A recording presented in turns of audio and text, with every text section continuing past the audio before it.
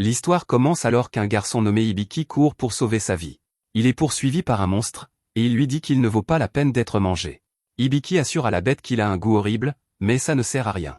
Hibiki sait que crier ne le mènera nulle part, mais il n'a pas d'autre option. Il vient d'apparaître dans cette zone, et il n'a aucune idée d'où il se trouve. Maintenant, il est poursuivi par une créature féroce, et il n'a jamais rien vu de tel auparavant. C'est alors que Hibiki entend une voix étrange, et elle dit qu'elle va devoir évaluer la bête. Un écran de statistiques révèle que la bête est un lapin cornu, et qu'il est de niveau 1. Hibiki est vraiment paniqué par la voix, alors elle se demande s'il souhaite désactiver le guidage vocal. Être laissé seul est la dernière chose qu'il souhaite, alors Hibiki dit à la voix de ne pas l'abandonner. Soudain, Hibiki trébuche, ce qui permet au monstre de le rattraper. Malheureusement pour la bête, elle s'écrase contre le sac à dos d'Hibiki et finit par être écrasée. Ailleurs, une elfe se promène dans la forêt quand elle entend une voix. La voix lui dit que quelque chose de précieux est arrivé, et elle ne peut que se demander ce que cela signifie. De retour avec notre héros, il se demande à nouveau où il se trouve. Il n'a pas de service de téléphone portable, et la voix d'avant a disparu. Hibiki meurt de faim, mais il décide de ne pas manger le lapin. Il n'a aucun moyen d'allumer un feu, et il ne sait même pas si c'est comestible. C'est alors que la voix dit à nouveau qu'elle va l'évaluer, et un autre écran de statistiques apparaît. La voix féminine révèle que la viande de lapin est comestible, et qu'elle est délicieuse en ragoût. Elle n'a pas l'air très appétissante dans son état actuel, mais Hibiki décide de l'emporter avec lui au cas où. Hibiki veut toujours savoir d'où vient la voix, et il se demande si elle répondra à nouveau quand il aura une autre question. Il demande ce qu'est ce sac devant lui, et la voix dit à nouveau qu'elle va l'évaluer.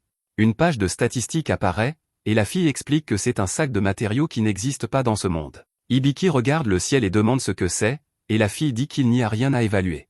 Hibiki demande alors la même chose à propos du sol, et la fille explique que cela s'appelle le dévoreur de labyrinthe. C'est le niveau 273, mais il n'y a pas plus de détails. Hibiki se demande si c'est une erreur, alors il réessaie. Elle répond de la même manière, alors Hibiki est horrifié quand il réalise qu'il doit y avoir quelque chose dans le sol. Hibiki se demande s'il peut être évalué, et il est émerveillé quand il voit son propre écran de statistiques. Il affiche son nom et dit que son métier est évaluateur. Hibiki ne comprend rien de tout cela car il n'est qu'un lycéen ordinaire. Ce qui est vraiment déroutant, c'est qu'il y a le mot provisoire à côté d'évaluateur. La voix ne répond à aucune de ces questions, alors il se demande ce qu'est la voix. La fille explique quel est son support de statut, mais elle ne peut pas répondre aux questions qui concernent des informations personnelles. Hibiki regarde ensuite ses compétences, mais il y en a trop à saisir. Au lieu de cela, il décide de les essayer, et il commence par celle qui semble la plus cool. Hibiki imagine la version la plus cool de lui-même en utilisant une compétence appelée œil d'expert. Malheureusement, cela ne fonctionne pas, alors notre héros embarrassé passe à la chose par laquelle il aurait dû commencer. Hibiki invoque le tutoriel, mais la voix explique qu'il est déjà en cours d'exécution. Hibiki se demande ce que cela signifie, mais il fait comme si de rien n'était. Il détermine qu'il est temps de regarder la carte du monde, mais il craint qu'elle ne soit énorme. Hibiki est déçu, cependant, quand la carte est en fait minuscule. La carte semble tracer l'itinéraire qu'il emprunte, et elle révèle qu'il a tourné en rond. Après quelques explorations, il fut ravi de trouver une route. C'est la première qu'il a vue, et cela signifie qu'il pourra enfin sortir des prairies. Malheureusement, il perd l'équilibre et s'écrase directement sur la route pavée. C'est alors que la voix révèle qu'Hibiki a gagné un titre. Hibiki a hâte de voir ce que c'est, mais il est dit qu'il est le naufragé de l'Izuke. Soudain, un nouveau monstre apparaît, et cette chose est bien plus terrifiante. Le monstre a peur aussi, mais notre héros est en bien plus grand danger. Heureusement, une flèche sort de nulle part et élimine la bête. C'est la première personne qu'Hibiki a vue depuis qu'il est arrivé ici, alors la voix dit qu'elle va activer la traduction automatique. Elle explique que cette compétence s'appliquera à toutes les conversations et tous les textes. Hibiki dit à la voix qu'elle pourra expliquer plus tard, mais l'elfe se demande s'il lui parle. Hibiki remercie l'elfe de l'avoir sauvé, et elle dit que ce n'était pas un problème. Elle se présente sous le nom d'Amelia, et Hibiki se présente à son tour. Il ne peut que fixer ses oreilles, et il réalise qu'elle doit être une elfe. Amelia confirme, alors Hibiki suppose qu'elle est une cosplayeuse. Amelia n'a aucune idée de ce dont il parle, et il devient clair que notre héros ne comprend pas sa situation. L'elfe réalise d'où Hibiki vient, et elle ne peut que se demander comment il est sorti. Hibiki ne comprend pas la question, alors elle demande ce qu'il faisait dans la prairie labyrinthe. Il ne sait même pas ce que c'est, et Amelia est choquée d'entendre cela. Cela signifie qu'Hibiki y est allé sans même savoir dans quoi il s'embarquait. Hibiki explique que ce n'était pas par choix car il est soudainement apparu là-bas. Hibiki se demande qui elle est, alors la voix dit qu'elle va l'évaluer. Hibiki est stupéfait car cela révèle qu'Amelia est une véritable elfe. Cette évaluation fait également réaliser à Hibiki qu'il est le seul à pouvoir entendre la voix. Amelia ne semble même pas savoir qu'elle est en train d'être évaluée, ce qui signifie qu'il est le seul à pouvoir voir les statistiques. L'évaluation révèle qu'Amelia a 56 ans, et notre héros n'en croit pas ses yeux. Amelia explique qu'un dévoreur de labyrinthe est un monstre qui se camoufle en prairie. Il n'attaque pas directement sa cible, mais il attend que sa proie s'épuise à force de se perdre. Ensuite, il la consume. Hibiki est choqué car il n'avait aucune idée qu'il était si près de se faire dévorer. Amelia prend notre héros dans ses bras et lui dit de ne pas s'inquiéter. Il est en sécurité maintenant, et elle le félicite d'être si impressionnant pour un enfant. Amelia suppose qu'il a environ 10 ans, mais Hibiki révèle qu'il en a 16. C'est bien plus âgé qu'il n'en a l'air, et elle n'arrive pas à croire que ce petit humain soit en fait un adulte. Cette nuit-là, Amelia s'excuse parce qu'Hibiki est toujours blessé d'avoir été traité d'enfant. Il ne sait pas ce qui se passe, mais apparemment les jeunes de 16 ans sont considérés comme des adultes ici. Après avoir apprécié le repas qu'Amelia a cuisiné, Hibiki se demande quel est cet endroit. Amelia est choquée par la question, mais finalement elle explique que c'est le royaume d'Abrachia. Hibiki dit qu'il vient d'un endroit appelé le Japon, mais elle n'en a jamais entendu parler. Cela ne fait que faire réaliser à notre héros qu'il est vraiment dans un isekai. Amelia peut dire qu'il doit être vraiment seul, surtout étant si loin de chez lui. Elle lui dit à nouveau de ne pas s'inquiéter et dit qu'elle l'emmènera à la ville. Pendant qu'il dort, Amelia pense à la confiance qu'Hibiki accorde. Ils viennent de se rencontrer, mais il ne semble pas se méfier du tout d'elle. Elle n'a jamais vu de vêtements comme les siens auparavant, et c'est un garçon un peu étrange. Il y a quelque chose de mystérieux chez lui, alors elle détermine qu'il doit être la chose précieuse dont on lui a parlé. Pendant qu'ils dorment, nous découvrons comment Hibiki a atterri dans ce monde. Il dégustait du thé avec ses amis et leur racontait qu'il était désormais un adulte. Ses amis ont été surpris quand il a décrit l'arôme du thé qu'il buvait, mais Hibiki a expliqué que c'était tout naturel pour un adulte comme lui. Hibiki était déçu parce que même s'il a vieilli, il n'a toujours pas grandi. Son copain nommé Aki a dit que cela n'avait pas d'importance parce que toutes les filles plus âgées l'aimaient toujours. Par exemple, la fille de la boulangerie ne donnait des friandises supplémentaires qu'à Hibiki. Et puis il y a la fille de l'épicerie qui ne souriait jamais qu'à lui. Les vacances d'été approchaient, et c'était le dernier jour d'école. Hibiki entrait dans sa salle de classe quand une lumière vive a flashé devant ses yeux. Hibiki se réveille, et il pense que tous ses amis sont probablement inquiets pour lui. Il remarque une multitude d'orbes verts flottant dans le ciel, et il se demande ce qu'ils sont. La voix les évalue et révèle que c'est un sort. C'est une barrière magique utilisée pour surveiller une zone spécifique. Elle a été lancée par Amelia, et elle déclenche une alarme si un intrus est détecté. Voir de la magie ne fait que confirmer que c'est un isekai, alors Hibiki se demande s'il peut rentrer chez lui. Il regarde à nouveau ses propres statistiques et se demande ce que signifie même le terme métier. Il utilise une compétence de dictionnaire qu'il possède et voit que son métier lui a été attribué par Dieu. Évaluateur est une occupation avec un rang de rareté B. Elle est accompagnée de la capacité d'évaluation, qui lui permet d'identifier les capacités et les traits d'une cible. Elle ne fournit pas de compétences de combat, c'est donc un métier non combattant. Il n'y a aucune information sur pourquoi il est écrit provisoire, alors notre héros est toujours perplexe. Le lendemain matin, Amelia se souvient qu'elle a sauvé un enfant. Elle se souvient de l'appeler un homme parce qu'elle ne veut pas l'insulter. Hibiki se réveille et donne à Amelia le bouton qu'elle a perdu en dormant. Il n'a pas pu s'empêcher de remarquer qu'il s'était décousu, et Amelia devient gênée. Alors qu'ils poursuivent leur voyage, Amelia explique qu'ils se dirigent vers une ville appelée l'Aile. Une fois sortis de cette forêt, cela ne leur prendra qu'une demi-journée pour y arriver. Hibiki peut voir qu'il y a des monstres dans cette forêt, mais Amelia lui dit de ne pas s'inquiéter car elle le protégera. Elle est toujours impressionnée parce qu'Hibiki a pu sentir les monstres à proximité.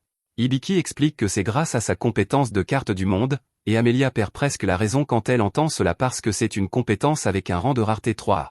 Hibiki n'a aucune idée de ce que cela signifie, alors elle explique que c'est une compétence extrêmement rare. Amelia exige de savoir quel est son métier, alors il révèle qu'il est évaluateur provisoire. Le mot provisoire lui fait se demander si c'est une sorte de plaisanterie, mais Hibiki explique qu'il ne comprend pas non plus. Hibiki se demande si sa compétence de carte est vraiment si géniale parce qu'elle ne lui montre que là où il est allé et si des gens et des monstres l'entourent. Amelia est stupéfaite qu'Hibiki ne puisse pas comprendre à quel point cela est utile pour rester en vie. C'est incroyablement utile, et n'importe quel aventurier donnerait n'importe quoi pour l'avoir. Amelia est alors horrifiée quand Hibiki ne semble même pas savoir ce qu'est un aventurier. Il dit que bien sûr il sait ce que c'est, mais il doit demander à la voix de support. La voix explique qu'un aventurier est un contractant appartenant à la guilde des aventuriers. Leur travail principal consiste à capturer et éliminer des monstres et à collecter des matériaux. Amelia réalise qu'elle ne devrait pas être surprise parce qu'elle sait ce qu'Hibiki est vraiment depuis hier. Elle a déterminé que c'est un ignorant sans aucune connaissance du sens commun.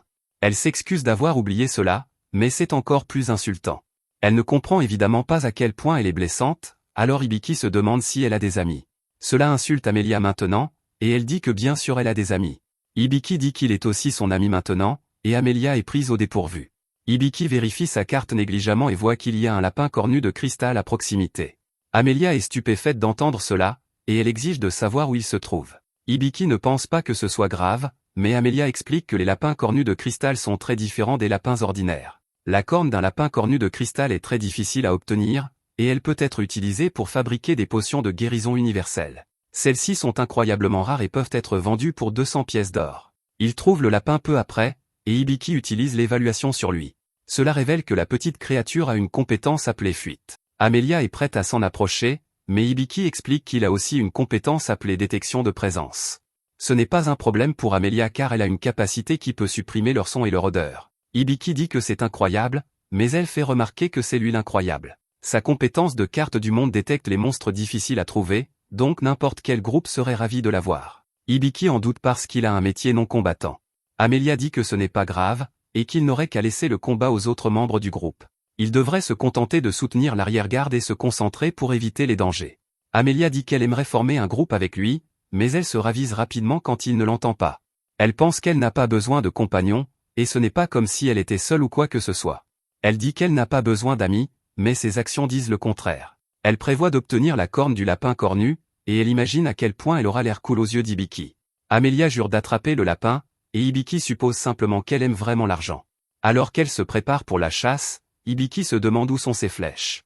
Amelia explique que son métier est archère spirituelle, et qu'elle est capable de transformer le vent en flèche. Elle tire un tir puissant directement sur le lapin, mais il réussit à l'esquiver.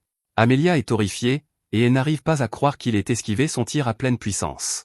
Elle détermine que tant que le lapin a la compétence de fuite, ils n'ont aucune chance de l'attraper. Hibiki se demande s'ils peuvent l'empêcher d'utiliser sa compétence, et Amelia a une idée. Lorsque le lapin attaque, il ne peut utiliser aucune compétence, ce sera donc leur meilleure chance. Hibiki a sa propre idée et dit que le lapin sera vulnérable s'il peut lui faire l'attaquer. Amelia craint que ce ne soit dangereux, et il n'y a aucune garantie que le lapin tombe dans le piège. Hibiki lui dit de ne pas s'inquiéter car il a évalué le lapin et a révélé qu'il était vraiment stupide. Quelques instants plus tard, nos héros ont réussi à acculer le lapin, et ils se précipitent immédiatement pour attaquer Hibiki. Il est complètement vulnérable maintenant, alors Amelia peut réussir son attaque. Ils ont dû utiliser leur magie et leurs compétences pour y parvenir, mais Amelia est contente que cela ait fonctionné. Il a suffi de l'acculer pour lui faire attaquer Hibiki, alors Amelia détermine que les lapins sont vraiment stupides. Cependant, cela signifie que le lapin considérait Hibiki comme vraiment faible. Elle se demande si notre héros pourra vraiment survivre, et il est choqué. Heureusement, la voix révèle que son niveau de métier vient d'augmenter, tout comme le niveau de sa compétence d'évaluation. Amelia explique qu'il a gagné de l'expérience, donc ses niveaux ont augmenté. Hibiki fait remarquer que c'est elle qui a vaincu la bête, mais elle explique qu'il a participé aussi. Il a utilisé sa compétence d'évaluation pour élaborer un plan adapté à ses compétences et à sa magie. Cela signifie qu'ils ont accompli cette tâche ensemble. Ailleurs, nous voyons que le dieu est satisfait de voir jusqu'où Hibiki est arrivé. Il a accompli sa première tâche, mais ce n'est encore que le tutoriel. À la guilde des aventuriers, une fille nommée Ival vient de terminer son inscription. Elle explique qu'elle a déjà son premier travail prévu, qui est de trouver quelque chose de très spécial. Un peu plus tard, Hibiki et Amelia arrivent à Lowell City. Amelia le couvre parce que ses vêtements sont trop voyants. Il prévoit de vendre la corne du lapin pour pouvoir acheter des vêtements neufs à Hibiki. Il devrait en obtenir au moins 200 pièces d'or, donc il pourrait même acheter des armes et une armure. Hibiki se demande ce qu'une pièce d'or vaut vraiment, mais cela ne fait qu'amener Amelia à penser à nouveau qu'il est étrange. Hibiki interroge plutôt sa voix de soutien de statut, alors elle lui donne la conversion. Une pièce d'or vaut environ 10 000 yens. C'est beaucoup d'argent, donc Hibiki ne blâme pas Amelia d'être aussi excitée. À ce moment-là, Amelia politely dit à son nouveau compagnon qu'il devrait essayer de s'abstenir de parler comme un idiot naïf et sans bon sens.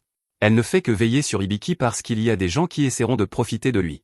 Amelia ne l'a pas dit de la manière la plus gentille, alors Hibiki détermine qu'elle n'a probablement pas d'amis. À la guilde des aventuriers, certains aventuriers se demandent pourquoi Amelia a formé un groupe avec un enfant. Amelia admet qu'il en a peut-être l'apparence, mais qu'il est en fait un adulte. Un groupe appelé Silver Banner leur dit de ne pas prêter attention aux autres car ils agissent toujours comme des imbéciles. Ils partent et souhaitent bonne chance aux héros. Amelia dit à la réceptionniste nommée Juel qu'elle a quelque chose à leur vendre. Ils sont emmenés dans une autre pièce et Hibiki est émerveillé par la musculature d'un certain gars. Le gars voit qu'Hibiki est un fan de musculation, alors il montre ses muscles. Il déclare que c'est l'aboutissement de tous ses efforts et de sa persévérance. Il s'appelle Bold de Liar et il est le maître de guilde. Hibiki l'admire vraiment, mais les filles ne comprennent pas du tout. Hibiki dit qu'il n'obtient pas les mêmes résultats lorsqu'il s'entraîne, alors Bol lui recommande de d'abord entraîner ses muscles grands dorsaux. Les filles s'agacent après avoir entendu tout ce discours sur l'entraînement, alors elles y mettent fin. Bol est émerveillé quand Amelia lui montre la corne, et il propose de l'acheter pour 400 pièces d'or. C'est 2 fois plus que ce qu'Amelia avait prédit, alors Hibiki suppose qu'elle en sera contente. Il est choqué, cependant, quand Amelia dit à Bol de ne pas la prendre pour une idiote. Elle refuse l'offre et dit qu'elle ne la vendra pas pour moins de 800 pièces d'or. Tous deux négocient, mais Amelia ne bouge guère de son prix. Elle rappelle à Bol qu'elle peut aller à la guilde des aventuriers de la capitale pour la vendre, alors Bol est forcé de lui offrir 700 pièces d'or. Amelia est ravie de ce montant et Jules dit qu'ils devront le déduire du salaire de Bol. Amelia est très satisfaite d'elle-même et elle est sûre que cela fera qu'Hibiki voudra former un groupe avec elle. Après qu'Amelia a eu un problème de garde-robe, les gars sont expulsés de la pièce. Quand elle est seule, la voix de soutien dit à Hibiki que sa compétence de tutoriel a atteint les conditions de niveau supérieur. La compétence de tutoriel est une compétence donnée à ceux dont le taux de survie est faible. Elle permet à l'utilisateur de recevoir l'aide d'un dieu, afin qu'il puisse apprendre les connaissances et les compétences nécessaires pour survivre dans ce monde. Hibiki entend la voix d'un gars, mais il suppose qu'il l'a juste imaginé. Hibiki détermine que cette compétence est destinée à le protéger et il réalise que c'est grâce au dieu qu'il est arrivé jusqu'ici. La voix du gars dit à Hibiki de continuer à le vénérer car cela l'encourage à travailler davantage. Hibiki est sûr d'avoir entendu la voix cette fois-ci et la voix du gars révèle qu'il est un dieu qui le soutient. Il parle directement à Hibiki, mais il ne peut pas le faire tout le temps. Il dit qu'il fera de son mieux pour soutenir Hibiki, mais qu'il appartient à Hibiki de prendre soin de lui-même et de rester en vie. Hibiki a beaucoup de questions, mais le dieu part. La voix de soutien déclare alors qu'avec l'augmentation de son niveau de compétence de tutoriel, le soutien fourni par le guide prendra fin. Juste alors, Amelia revient et on lui dit qu'elle a une quête désignée. Elle semble préoccupée par la lettre et elle s'excuse auprès d'Hibiki. Elle doit quitter la ville immédiatement car il n'y a aucun moyen de refuser une demande de sa ville natale. Amelia ne peut pas non plus l'emmener avec elle, c'est donc là que leurs chemins se séparent. Hibiki est déçu et il se demande si Amelia est le guide dont la voix parlait. Ailleurs, la fille nommée Ival continue sa recherche de cette chose spéciale. Elle a du mal à la trouver, mais elle a une idée. Alors qu'Amelia se prépare à partir, Hibiki lui assure qu'il ira bien. Elle l'a déjà tellement aidé et il ne veut pas être un fardeau. Hibiki explique qu'il va essayer de devenir aventurier maintenant. Il a vu qu'il y avait des quêtes que même les non-combattants peuvent entreprendre et cela lui a donné de l'espoir. Amelia est sûre qu'ils se reverront et elle lui dit qu'il peut garder sa cape jusqu'à la prochaine fois. Hibiki dit qu'elle pourrait en avoir besoin si elle a un autre problème de garde-robe et elle s'enfuit tout simplement. Après qu'ils se sont dit au revoir, Amelia heurte Ival. Amelia explique qu'elle est pressée parce qu'elle doit rentrer chez elle à court préavis. Ival voit bien qu'elle parle du pays des elfes et elle révèle qu'elle se dirige également par là. Après le départ d'Amelia, Hibiki a passé presque tout son temps à dormir. Son téléphone est mort, et Hibiki n'a toujours pas trouvé de moyen de retourner dans son monde. Le dieu ne lui a pas parlé depuis ce jour, et il sait qu'il ne peut révéler son secret à personne. Il ne veut pas que les gens deviennent soupçonneux, alors il a décidé de ne pas parler de son origine. Avant d'aller dîner, Hibiki pense à tout ce qu'il a, l'argent de la vente de la corne. Il finira par s'épuiser, alors il doit trouver du travail. Hibiki se demande de quoi il est vraiment capable, alors il regarde ses statistiques. Il s'interroge sur la qualité de ses statistiques, et la voix de soutien le déconseille le combat en solo. Hibiki est ravi de voir qu'il a gagné un autre titre, mais ce n'est pas très bon. Il s'appelle tueur de femmes mûres, et il n'a aucune idée de ce que cela signifie. Il a aussi de nouvelles compétences appelées contrat et livre médical. La voix explique qu'Hibiki peut apprendre le contenu du livre médical en parcourant ses pages. S'il prévoit d'effectuer des procédures médicales de haut niveau, elle lui recommande de lire chaque page. Elle l'avertit qu'il ne pourra pas s'arrêter en cours de route, mais Hibiki n'est pas inquiet. Il dit que cela pourrait être utile, donc il veut lire l'intégralité. La voix pousse un soupir, et elle commence la lecture du livre médical. Hibiki se demande s'il pourra même lire l'intégralité, mais ce n'est pas ce qu'il imagine. Tout le contenu du livre est forcé dans son esprit, et il hurle de douleur. Ailleurs, une femme de chambre nommée Stelia trouve Amelia. Amelia salue sa fidèle femme de chambre, qui est venue la chercher. Amelia présente Ival, et Ival suppose qu'elles sont dans un groupe maintenant. Quelques jours plus tard, la voix de soutien annonce que l'étude du livre médical est maintenant terminée. Notre héros épuisé se rappelle alors qu'il est censé aller faire du shopping. Il obtient une nouvelle armure et pense à quel point l'apprentissage de ce livre médical a été difficile. La voix explique ensuite que différentes compétences ont différentes méthodes d'acquisition. Hibiki remercie le soutien de statut, fils, et il est fatigué de l'appeler par un nom aussi long. Il se demande s'il peut l'appeler Sapo mais elle reste silencieuse. Il devient clair qu'elle aime ce nom cependant quand elle dit que Sapo accepte sa suggestion. Ensuite, le groupe Silver Banner fait irruption dans la guilde des aventuriers. Leur chef est en mauvais état parce que lui et un loup rubis argenté se sont mis hors de combat en même temps. Il saigne sans s'arrêter et ses amis espèrent que le maître de guilde pourra le sauver. Malheureusement pour eux, on leur dit que Bol est absent de la ville. Ils expliquent qu'ils ont essayé tous les types de magie de guérison qu'ils possédaient, mais en vain. Hibiki voit que le saignement est vraiment grave, et il se demande s'il peut utiliser la compétence du livre médical pour aider. Sapo intervient et dit qu'elle a déterminé qu'il y a une chance. Hibiki demande à tout le monde s'il le laisserait aider et il se demande s'il est un guérisseur. Hibiki révèle qu'il est en fait un évaluateur et il doute qu'il puisse aider. Il explique qu'il a une compétence médicale, alors il décide d'essayer. Hibiki exécute cette compétence et Sapo initie la compétence du livre médical appelé examen. Cela lui permet de détecter que le gars a du poison d'iride dans son corps. C'est une substance trouvée dans les herbes vénéneuses et elle rendra difficile l'arrêt du saignement. Il n'a plus que 5 minutes, alors Hibiki se demande comment le traiter. Sapo explique qu'il sera nécessaire de le restaurer complètement, y compris les membres qu'il a perdus. Elle recommande l'utilisation de l'hypersoin et guérison parfaite. Ce sont des compétences de haut niveau et la puissance magique requise est de 650. Malheureusement pour notre héros, son PM est de 56. Les autres sont inquiets, alors Hibiki révèle qu'ils ne peuvent pas arrêter le saignement à cause du poison. D'abord, ils doivent éliminer le poison, puis ils doivent restaurer son bras et sa jambe. Hibiki se demande désespérément si quelqu'un peut utiliser hypersoin et guérison parfaite, mais ils ne le peuvent pas. Il ne reste plus que 4 minutes maintenant, et Hibiki réfléchit à ce qu'il peut faire. Juste alors, Sapo recommande qu'il utilise la compétence technique appelée contrat. En demandant à des soutiens de lui transférer temporairement du PM, Hibiki peut effectuer un traitement en utilisant la puissance magique collectée. Un contrat verbal sera suffisant et il pourra utiliser les compétences de haut niveau. Hibiki comprend donc qu'il demande à tout le monde de conclure un contrat avec lui. Il explique qu'ils vont simplement lui prêter un peu de puissance magique et cela lui permettra de guérir le chef. Les autres n'ont jamais entendu parler de rien de tel auparavant, mais il n'y a pas de temps pour expliquer. Ils sont désespérés de sauver leur ami, alors ils acceptent de former le contrat. Ils parviennent à transférer 174 de puissance magique, mais ce n'est toujours pas assez. Juel veut aussi aider, alors elle propose de former le contrat. Sapo explique que c'est possible, et Hibiki doit simplement déclarer l'ajout de groupes supplémentaires. Hibiki dit qu'il ajoutera un autre groupe au contrat, et cela permet à Juel d'aider. Elle ajoute 273 autres points de puissance magique et Hibiki a maintenant assez pour utiliser Hypersoin. Hypersoin guérit le poison, alors Hibiki utilise ensuite guérison parfaite.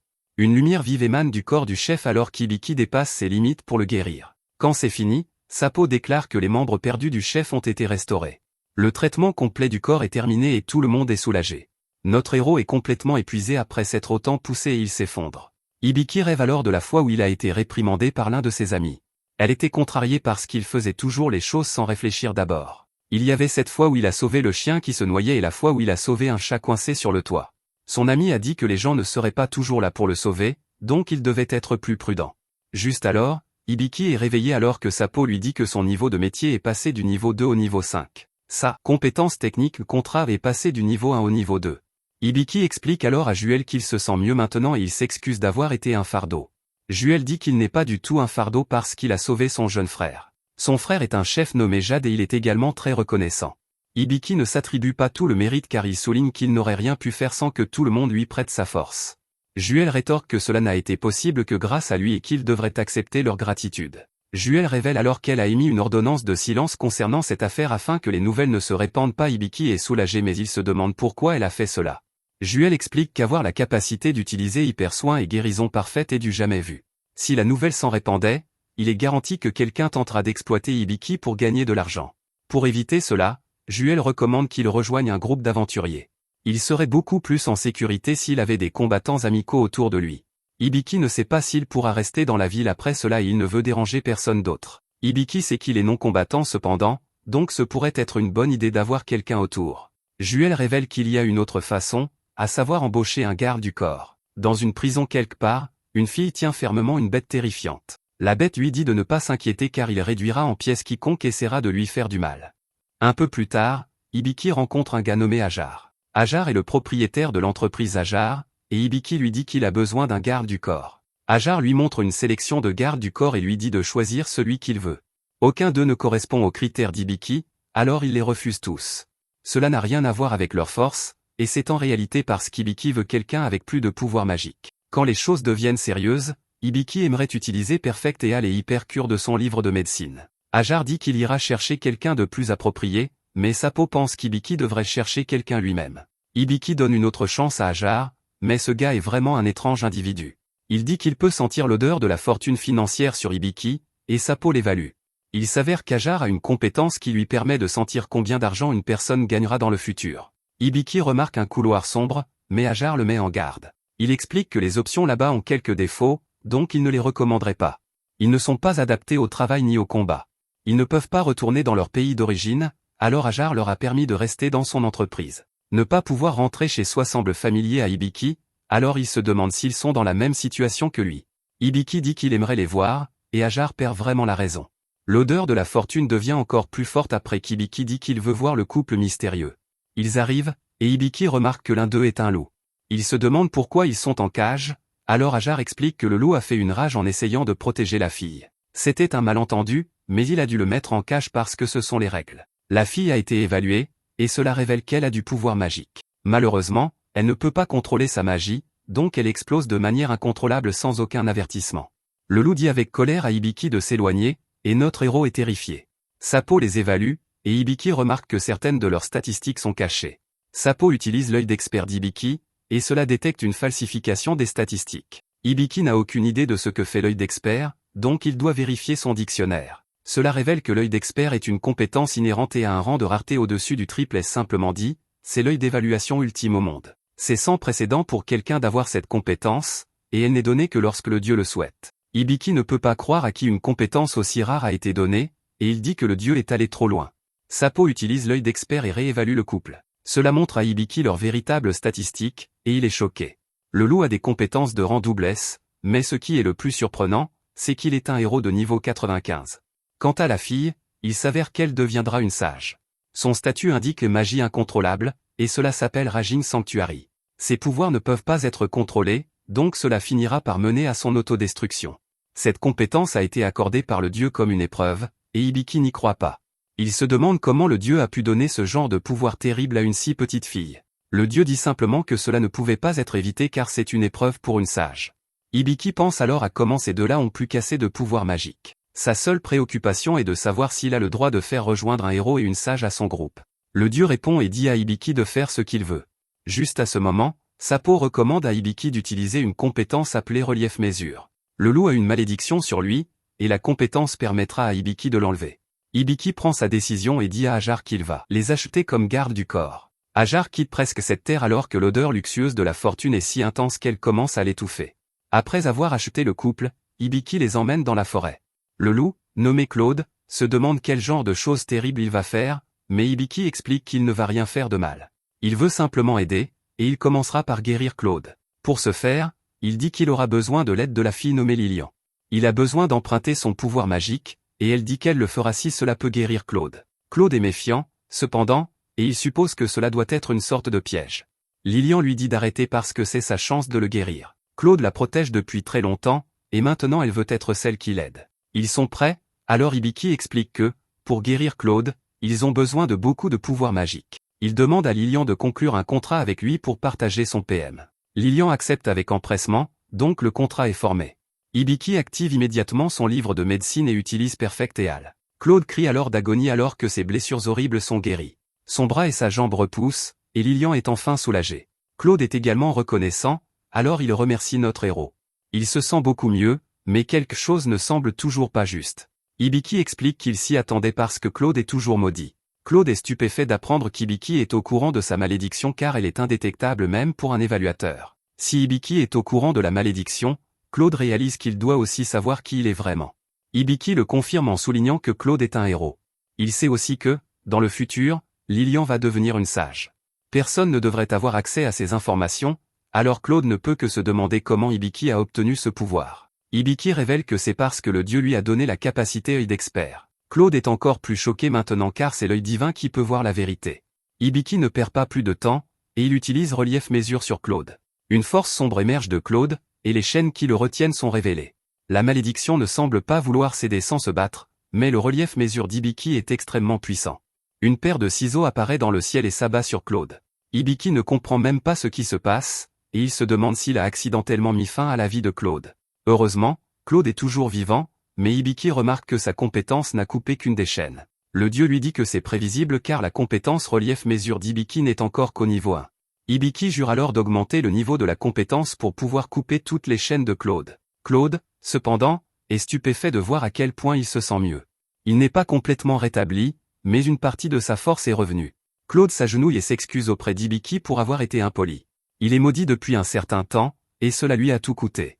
Il a perdu sa force, sa réputation et même son âme. Pour lui avoir permis de récupérer ne serait-ce qu'une petite partie, Claude dit qu'Hibiki a sa plus profonde gratitude. À cause de cela, Claude aimerait avoir l'honneur d'accomplir la cérémonie d'allégeance. C'est un rituel dans lequel Claude consacrera son âme à Hibiki. Il jurera d'être toujours à ses côtés et de le protéger. Cela semble acceptable pour Hibiki, alors il l'autorise. Sapo recommande d'utiliser la compétence de contrat pour la cérémonie d'allégeance.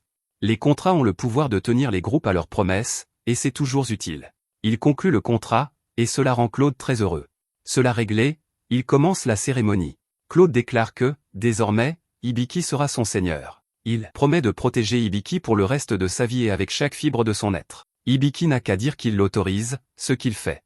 Sapo annonce alors que la cérémonie d'allégeance a été formellement acceptée par les esprits, et la loyauté a été établie.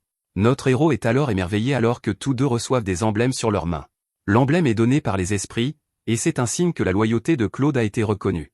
Les gars se réjouissent de travailler ensemble, et Lilian dit qu'elle est vraiment heureuse. Ailleurs, Amelia voit que sa servante est vraiment fatiguée. Elle dit qu'elles peuvent se reposer à une source chaude à proximité, et Stalia s'en réjouit. Cependant, Stalia change rapidement d'avis. Aller à la source chaude signifie qu'elles devront se désarmer. Baisser leur garde autour de quelqu'un qu'elles ne connaissent pas très bien pourrait être trop dangereux.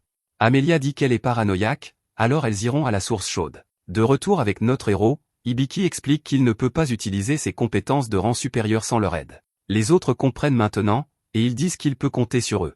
Hibiki est content, alors ils forment le contrat de partage. Grâce à cela, le grimoire d'Hibiki monte d'un niveau. Claude fait remarquer qu'Hibiki parle tout seul, alors il se demande ce que cela signifie. Hibiki révèle qu'il parle en fait à une voix qui lui enseigne toutes sortes de choses. Claude n'en croit pas ses oreilles car il réalise qu'Hibiki doit posséder la compétence tutorielle. Cela signifie aussi que son titre doit être le vagabond d'un autre monde. Claude ne sait pas grand-chose sur les autres mondes, mais il a entendu dire qu'ils existent. Il est encore stupéfait car tout cela signifie qu'Hibiki a été Izuke. Claude explique à Lilian qu'être Izuke signifie qu'Hibiki vient d'un endroit incroyablement lointain. Hibiki espère que cela ne change rien, et Claude dit que non. Il restera loyal envers Hibiki quoi qu'il arrive. Pourtant, il n'arrive pas à croire qu'Hibiki possède la compétence tutorielle. Hibiki se demande si c'est vraiment si important, et le dieu lui assure que non. C'est clairement important, cependant, car un dieu dit qu'il est épuisé car il utilise un tiers de son pouvoir sur la compétence tutorielle d'Hibiki. Ensuite, Claude explique qu'il y a 11 dieux dans ce monde. Le dieu principal est considéré comme le premier, et Claude pense que c'est celui qui a donné la compétence à Hibiki. Tutoriel et œil d'expert sont des bénédictions divines accordées uniquement par lui. Hibiki est reconnaissant envers le dieu de lui avoir donné ses pouvoirs, mais il ne peut s'empêcher de s'inquiéter de la situation de Lilian. Elle a cette compétence Raging Sanctuary, et cela semble vraiment dur. C'est la première fois qu'ils entendent parler de cela, alors ils se demandent ce que c'est. Hibiki explique que Lilian a une compétence qu'il a détruite avec une puissance magique immense. Hibiki se demande si c'était une bonne idée de le lui dire car elle devient très déprimée. Claude explique que c'est à cause de ce pouvoir qu'elle a été rejetée par sa famille. Elle a ensuite été vendue comme garantie pour un prêt. Hibiki blâme le dieu principal de lui avoir donné une compétence aussi horrible, mais Claude dit qu'il ne pense pas que ce soit le dieu principal. Au lieu de cela, cela doit être le dieu de la magie car elle est en charge de tout ce qui a trait à la magie. Là-haut, le dieu de la magie lance des regards noirs au dieu principal. Il semble avoir fait une erreur, alors le dieu de la magie le lui fait payer. Elle peut voir que Lilian souffre à cause de sa compétence. Malheureusement, une fois qu'une compétence a été accordée, même les dieux ne peuvent pas facilement l'enlever. Claude est stupéfait en réalisant qu'Hibiki parle directement au dieu de la magie. Elle révèle qu'Hibiki a vraiment de la chance car il possède sa compétence appelée grimoire. Avec cela, Hibiki peut ajuster le pouvoir magique de Lilian. Hibiki ne sait pas comment faire, alors elle révèle que tout sera géré automatiquement lorsqu'il activera grimoire. Le dieu de la magie bat très fort le dieu principal, mais ce n'est pas suffisant pour elle. Elle souhaite que le dieu des enfers prenne sa vie pour qu'il puisse renaître en tant que dieu principal sérieux. Les autres sont heureux d'apprendre que, en ce qui concerne les pouvoirs de Lilian, tout ira bien. Juste à ce moment, Sapo annonce que les compétences tutoriel et œil d'expert d'Hibiki sont hors ligne. Le contrôle factice de tutoriel est temporairement suspendu, et œil d'expert est temporairement indisponible. Hibiki ne comprend pas ce qui se passe, et il espère juste que le dieu principal va bien. Là-haut, le dieu de la magie ne peut pas se défaire de l'étrange sensation qu'elle ressent. Cela la dérange vraiment car elle a l'impression d'avoir déjà vu Hibiki quelque part. Quelques instants plus tard, Hibiki utilise sa compétence grimoire sur Lilian. À la surprise générale, cela crée un chat de toutes pièces. Son nom est Venet, et elle explique que le dieu de la magie l'a envoyé pour enseigner le contrôle de la magie. Tout le monde ignore les choses sérieuses car ils veulent juste caresser le chat. Cependant, chaque fois qu'Hibiki caresse Venet, quelque chose arrive à Claude. Hibiki fait remarquer qu'il a ressenti une étrange aura émanant de Claude, mais il suppose que c'était son imagination. Venet explique quel est le grimoire, et qu'elle est aussi une puissante bête secrète. Elle a été créée par le dieu de la magie, et elle dit à Hibiki de lui laisser tout gérer. Hibiki la caresse à nouveau, mais cela met vraiment Claude hors de lui. Il déteste vraiment ce petit chat, mais il s'excuse d'avoir perdu son sang-froid. Personne d'autre ne semble remarquer à quel point il continue de se fâcher, alors Venet se demande si quelque chose ne va pas chez eux tous. À la source chaude, Amelia se demande pourquoi son père a envoyé Stélia. Malheureusement, on n'a pas dit les détails à Stélia. Amelia se demande alors pourquoi Ival ne s'approche pas d'elle. Ival semble cacher quelque chose, mais elle se tourne pour dire aux autres qu'elles sont amies. Un peu plus tard, Claude s'équipe complètement, et nous voyons que son arme de choix est une lance. Hibiki pensait que les héros utilisaient toujours l'épée, mais Claude explique qu'avec sa morphologie, la lance est plus facile à manier. Quant à son armure, Claude essaie d'éviter tous les coups, donc tant que ses parties les plus vitales sont protégées, cela lui suffit. De plus, s'il porte trop d'armure, il finit par avoir chaud. Lilian reçoit également de nouveaux vêtements, et le propriétaire de la boutique annonce que cela coûtera 25 pièces d'or. Tout le monde est choqué, mais Claude dit que c'est une excellente affaire. Lilian ne veut pas déranger, alors elle fait comme si elle n'en avait pas besoin. Hibiki lui dit de ne pas s'inquiéter car sa sécurité est plus importante que l'argent. Il lui dit même de choisir un bâton, mais au fond de lui, il sait que leur situation n'est pas très bonne. S'ils n'accomplissent pas bientôt une quête, ils risquent la faillite. Juste à ce moment, Vinnie crie parce qu'elle ne veut pas être oubliée. Elle veut quelque chose, elle aussi, et le propriétaire révèle que le collier qu'elle veut coûte 15 pièces d'or. Après l'avoir acheté, Vinnie déclare qu'il est temps pour son cours de formation de base. Hibiki espérait qu'il pourrait d'abord gagner un peu d'argent, mais Vinnie dit qu'ils ont besoin de s'entraîner. Claude est à l'aise parce qu'il est un héros, mais Hibiki et Lilian manquent des bases pour être de véritables aventuriers. Vinnie rappelle à Hibiki quel est son grimoire, donc elle s'occupera de tout. Hibiki se demande ce qu'est un grimoire, alors Sapo explique qu'il s'agit d'une compétence technique avec un rang de rareté double A. Cela permet à Hibiki d'acquérir toutes sortes de connaissances et de capacités liées à la magie de ce monde. Hibiki est très excité en se demandant s'il peut même apprendre à combattre avec la magie. À sa grande déception, Vinnie dit qu'il peut apprendre de la magie domestique. Hibiki espérait des choses comme des attaques magiques, mais Vinnie ne lui donne pas de réponse claire. Vinnie explique ensuite qu'elle est une grande bête sacrée créée par le dieu de la magie elle-même. Sa formation commence, et leur première tâche sera de maîtriser la magie de Lilian.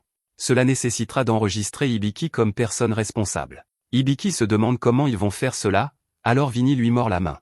Il est désormais la personne responsable, mais Vinnie dit à Lilian de ne pas s'inquiéter. Son PM n'est pas affecté, mais la puissance de sa magie a été réduite à 10%. C'est là qu'ils commenceront son entraînement, afin qu'il puisse libérer lentement sa pleine puissance petit à petit. Ensuite, Hibiki devra apprendre la circulation de l'énergie magique. Pour manier la magie, une personne doit exceller dans le contrôle de l'énergie magique. La circulation de l'énergie magique est un exercice où deux personnes se tiennent la main, ressentent le flux d'énergie magique de l'autre, puis apprennent à contrôler ce flux. Hibiki est perdu, alors Vinnie dit simplement à Claude d'envoyer de l'énergie magique à Hibiki. Claude lui dit de concentrer son esprit, mais Hibiki ne sait même pas comment faire. Vinnie lui dit de fermer les yeux, mais il y a quelque chose de plus important. Elle rappelle à Claude qu'Hibiki n'a pas beaucoup de résistance à la magie, donc il ne devrait lui en envoyer qu'un peu. Le processus commence, et Claude crie comme un fou. L'énergie magique afflue en Hibiki, et il crie aussi. Il ouvre les yeux et découvre qu'il est maintenant dans un endroit étrange. Une elfe le salue, mais elle l'appelle Claude. Hibiki est choqué en réalisant qu'il s'est transformé en son ami loup. Hibiki joue le jeu, et il connaît d'une manière ou d'une autre le nom de la fille. C'est Anastasia, et il admire sa beauté. Claude est à ses côtés, depuis qu'ils sont petits. Anastasia lui a appris beaucoup de choses, et ils ont combattu ensemble au combat. Ils ont vécu tant de choses ensemble, et Claude pensait que cela serait toujours ainsi. Malheureusement, il avait tort, car Anastasia l'a trahi. C'est elle qui a pris son bras et sa jambe, et Claude ne pouvait que se demander pourquoi. Anastasia n'a pas expliqué, et Claude a crié d'agonie. Hibiki se réveille et se demande pourquoi il se regarde lui-même. Notre héros s'est complètement perdu, pensant toujours qu'il est Claude. Heureusement, les autres parviennent à lui rappeler qu'il est Hibiki et qu'ils sont ses amis. Il se demande pourquoi il a pensé être Claude, alors Vinnie explique qu'il a coulé profondément dans la conscience de Claude. Claude s'excuse car il a laissé trop de sa magie couler en lui. Vinnie le gronde car c'est exactement ce qu'elle lui avait dit de ne pas faire. Vinnie est une petite chatte malicieuse qui se demande si Hibiki a vu quelque chose d'intéressant dans la conscience de Claude. Elle cherche quelques commérages, alors elle se demande si quelque chose d'embarrassant lui est arrivé. Malheureusement, Hibiki ne s'en souvient pas bien, et il a seulement l'impression d'avoir vu quelque chose de beau. Hibiki se demande ce que c'était, et il se souvient aussi que Claude appelait le nom de quelqu'un. Plus tard, nous retrouvons Hibiki en plein entraînement pour apprendre la magie domestique. Il demande à Sapo de lui montrer ses statistiques, et il est déçu de voir qu'il ne l'a pas encore apprise. La magie domestique est une magie qui aide dans les tâches quotidiennes triviales, et vous avez besoin de l'aide des esprits pour l'apprendre. Si vous émettez de l'énergie magique en faisant le ménage, les esprits du feu et les esprits de l'eau rassemblent l'énergie magique émise. Une fois que les esprits sont satisfaits, ils vous enseignent la magie domestique. Hibiki a décidé de prendre l'initiative en faisant des corvées. Malheureusement, il n'est même pas sûr que ce qu'il fait fonctionne. Juste à ce moment, les autres arrivent, et Claude renverse un seau d'eau. Il s'avère que Claude est plutôt maladroit pour un héros, mais ses amis disent que ce n'est pas grave. Hibiki nettoie tout, et il se demande s'il a déjà appris la magie domestique. La réponse est non, alors il continue de nettoyer. Il finit par nettoyer tout le couloir, mais Sapo dit qu'il ne l'a toujours pas apprise. Tanya est ravie de voir comme l'endroit est propre, alors elle dit qu'elle donnera à Hibiki une portion supplémentaire au dîner. Tout le monde se précipite pour manger, et Claude renverse un autre seau d'eau. Plus tard, Lilian se concentre très fort et essaie de contrôler sa magie. Claude dit qu'Hibiki devrait faire un entraînement pratique, mais il ne sait même pas comment utiliser une épée. C'est pourquoi Claude décide qu'il devrait d'abord apprendre à utiliser un arc. Hibiki essaie, mais ses tentatives de tirer des flèches sont pitoyables. Claude passe en mode entraînement et explique à Hibiki comment bien faire, il doit tendre son dos et tirer correctement sur l'arc. C'est toujours très difficile à faire, et Hibiki ne parvient jamais à toucher la cible. Il est clair maintenant que le tir à l'arc n'est pas une blague, et Hibiki n'arrive pas à croire qu'Amelia ait pu le faire paraître si facile. Claude lui dit de ne pas être contrarié car c'est comme ça pour tout le monde au début. Hibiki veut faire une pause parce que ses mains sont vraiment en mauvais état maintenant. Claude rappelle à Hibiki qu'il a le livre de médecine, donc il n'a pas besoin de pause. Ils reprendront simplement l'entraînement après qu'Hibiki se sera soigné lui-même. Leur entraînement reprend peu après, et Hibiki supplie que quelqu'un le sauve. Ailleurs, Amelia se demande comment va Hibiki. Elle se sent plutôt bien en pensant à quel point Hibiki serait choqué s'il la voyait se promener avec une vraie amie. Ils arrivent à un carrefour, mais Amelia dit qu'il devrait éviter le raccourci. Elle ne veut pas aller à la forteresse en ruine qui se trouve devant, alors Ival demande pourquoi. Amelia explique une rumeur selon laquelle les âmes qui la hantent jouent des tours à quiconque s'en approche. Ival a une idée et dit qu'il devrait y aller. Cela pourrait être amusant, et ce sont le genre d'endroits où l'on trouve des trésors. Stelia hésite, mais Amelia fait remarquer qu'elle manque d'argent. Stelia se demande ce qu'il est arrivé à tout l'argent qu'elle a reçu pour le lapin, alors Amelia explique qu'elle l'a stocké dans un endroit sûr. Stelia est toujours inquiète, mais Ival dit à Amelia qu'ils s'en sortiront tant qu'ils resteront ensemble en tant qu'amis. De retour avec notre héros, Lilian continue son entraînement, et Hibiki prépare le dîner. Lilian aimerait l'aider, alors il lui demande d'aller chercher l'assaisonnement. C'était un peu fade au début, mais maintenant Lilian dit que c'est délicieux. Le dîner est servi alors qu'Hibiki explique que ce sont des brochettes de lapin cornu et une soupe de légumes et champignons. Ils mangent tous avec appétit, et c'est si bon qu'ils en veulent une deuxième portion. Hibiki est choqué, cependant, quand il goûte d'abord la soupe, et il se demande si Claude a bien nettoyé les champignons. Il ne l'a pas fait, alors Hibiki craint qu'il n'ait pas bien fait son autre travail non plus. Il se demande ce qui est arrivé aux pommes qu'il a données à Claude pour faire le dessert, et Claude dit qu'il a honte. Il révèle que la cuisine n'est pas son fort, et nous voyons qu'il n'a pas très bien pelé les pommes. Elles sont en piteux état, et Lilian lui dit qu'il ne devrait pas cacher ses erreurs. Hibiki fait remarquer que les aventuriers sont doués pour dépecer les corps de monstres pour se nourrir. Claude dit qu'il est un expert en la matière, donc ils peuvent compter sur lui pour tous leurs besoins de dépeçage de monstres. Malheureusement, quand il s'agit de cuisine, les compétences de Claude au couteau sont de niveau 0. Hibiki dit cela, ce qui n'apporte que plus de honte à Claude, alors il blâme la malédiction. Il déclare qu'une fois la malédiction brisée, il sera bien plus utile. Cela fait se demander à Hibiki qui a maudit Claude en premier lieu.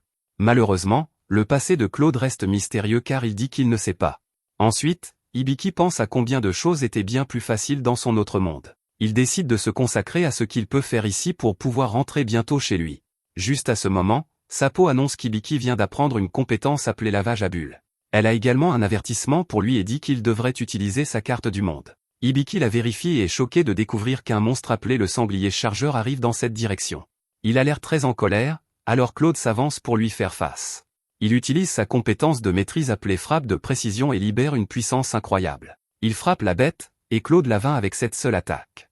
Il prévient tout le monde que l'odeur du sang pourrait attirer d'autres monstres. Ils pourraient bientôt être submergés, donc ils doivent s'occuper du corps. Vinny dit à Lilian que c'est sa chance d'essayer sa magie, alors elle se met au travail. Elle utilise un sort de magie d'eau appelé isolement des odeurs, et cela nettoie le sanglier. C'est au tour de Claude maintenant, et il veut apprendre à tout le monde comment dépecer un animal. De retour avec Amelia, elle et les autres sont arrivés à la forteresse. Ival se demande où sera le trésor, et Amelia avance avec Stelia. Pendant qu'elle est seule, Ival sort son miroir. Il révèle que cette région a effectivement des âmes agitées. Juste à ce moment, Amelia crie. Parce qu'elle a trouvé des tonnes de trésors. Ival va vérifier et découvre qu'ils sont juste victimes d'une illusion. Ival dit aux âmes de disparaître, et elle utilise son pouvoir pour libérer ses amis. Pendant ce temps, Hibiki est épuisé car ils viennent de finir le dépeçage. Il se souvient qu'il peut maintenant utiliser lavage à bulles, alors il se prépare à l'essayer pour la première fois. Tout le monde est stupéfait par ce qu'il va essentiellement expérimenter sur des humains. Claude est alors terrifié en apprenant qu'il sera le premier sujet d'essai d'Hibiki. Hibiki crie comme s'il libérait une vague d'énergie, et tout le monde crie de terreur. Notre héros continue son cri de guerre en libérant son sort le plus puissant. Tout s'arrête brusquement, et nous voyons que Claude est couvert de bulles. Les bulles se dispersent, et Claude se sent comme une personne complètement différente. Ce sort n'a pas seulement éliminé la saleté, il a aussi dissipé sa fatigue. Quelques instants plus tard, Hibiki admet à ses amis qu'ils n'ont pas beaucoup d'argent en ce moment. Claude fait remarquer qu'ils ont dépensé pas mal et pour des choses plutôt précieuses, comme le collier de Venny. Hibiki décide qu'il est temps pour eux de commencer à accepter quelques missions de la guilde pour gagner de l'argent. Venny n'y voit aucun problème, et Lilian dit qu'elle aimerait essayer. Claude ajoute alors que l'entraînement de magie a aidé Hibiki et Lilian à devenir plus forts. Cependant, comme ils débutent, ils devront commencer par des quêtes de rang F. Peu après, ils arrivent à la guilde des aventuriers, et Juel les enregistre officiellement en tant que groupe. Elle est heureuse de voir qu'Hibiki a trouvé des compagnons, et elle affiche une énorme pile de demandes de quêtes. Hibiki se demande pourquoi il y en a autant, alors Claude explique que lorsque l'on fait des quêtes peu rémunératrices, le bon sens veut qu'on en prenne plusieurs à la fois. Sinon, on ne gagne jamais d'argent, alors Hibiki dit qu'ils les prennent toutes. Juel leur montre alors une quête supplémentaire, et Claude dit immédiatement que le rang ne convient pas. La quête est une mission de capture, et la seule piste est une queue. Hibiki se demande ce que cette personne qu'ils sont censés capturer a fait, et l'employé de la guilde nommé Mitri explique qu'il s'agit d'un bandit qui cible souvent les riches. Hibiki ne pense pas avoir affaire à quelqu'un comme ça, alors il laisse tomber cette quête. Quelques instants plus tard, on voit Hibiki sur le terrain en train de chasser un lapin. Il repère sa cible à environ 20 mètres, et il se demande s'il est assez bon pour l'atteindre. Notre héros est ensuite complètement épuisé après de nombreux essais et après avoir enfin réussi un tir. Claude dit qu'idéalement, il faudrait un seul tir, mais cela lui donne quand même la moyenne. Juste à ce moment, Venny et Lilian arrivent, portant un grand panier.